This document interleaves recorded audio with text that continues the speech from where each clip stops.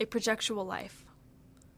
An understanding of how the decision to live in revolt against the present reality relates to desire, relationships, love, and friendship requires an understanding of how such a decision transforms those who make it. The logic of submission, the logic that the social order seeks to impose on the exploited, is a logic of passivity, of resignation to the mediocre existence offered by this order. According to this logic, life is something that happens to us that we simply, quote, make the best of, a perspective that defeats us even before we've begun to struggle.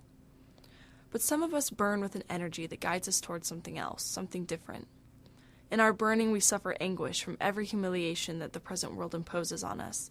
We cannot resign, accept our place, and content ourselves with just getting by in the world. Moved to decisive action by our passion, against all the odds, we come to view life differently, or more precisely, to live differently. A social reality exists. It is smothering the planet with commodities and control, imposing a pathetic and miserable existence of enslavement to authority and the market everywhere. Starting from a refusal of this imposed existence, a decision to rise up against it, we are faced with the necessity of creating our lives as our own, of projecting them.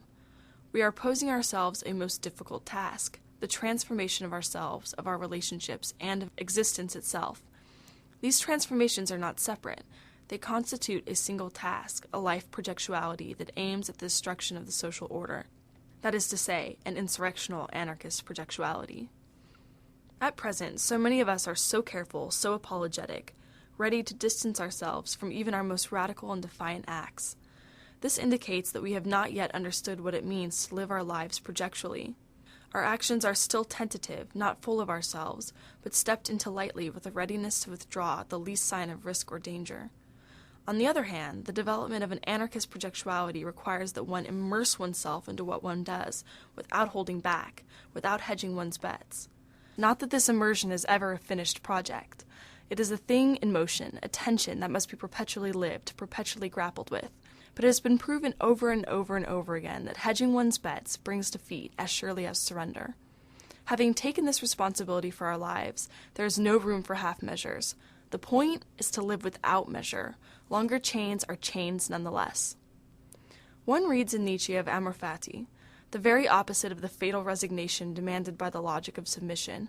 Amor fati is that love of fate as a worthy adversary that moves one to courageous action. It springs from the willful self-confidence that develops in those who put all of their substance into what they do, say, or feel. Here regrets melt away as one learns to act as one wills.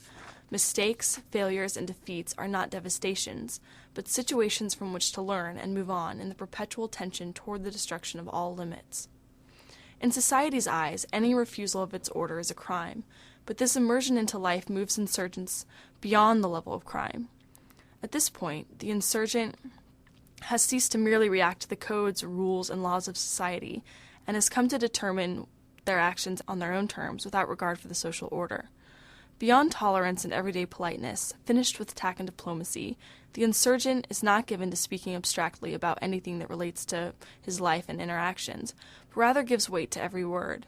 This comes from a refusal to skim the surface of things, a desire rather to immerse herself into the projects and relations she chooses to create or involve herself in, to draw them fully into herself, because these things are the things with which she creates her life. Like revolution, love, friendship, and the wide variety of other possible relationships are not events one waits for, things that merely happen. When one recognizes oneself as having agency, as being an individual capable of acting and creating, these cease to be wishes, ghostly longings aching in the depths of one's guts. They become possibilities toward which one moves consciously, projectually, with one's will.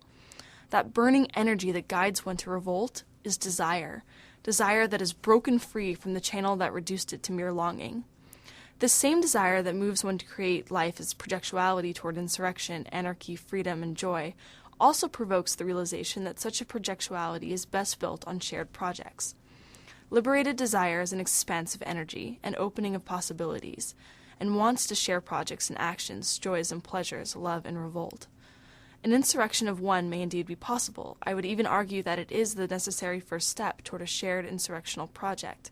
But an insurrection of 2, 3, or many increases courage and enjoyment and opens a myriad of passional possibilities. Obviously, the various modes of relating that this society puts into place for us to just fall into cannot fulfill this desire.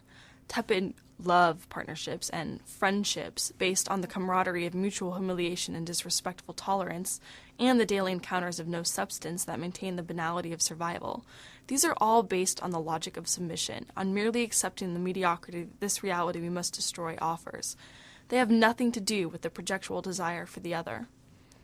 The decision to live projectually as a revolutionary and an anarchist moves one to seek relations of affinity, of passion, of intensity, variety of living relations that help one to build life as desire moves one. They are relations with clearly defined others who have affinity with one's way of living and being.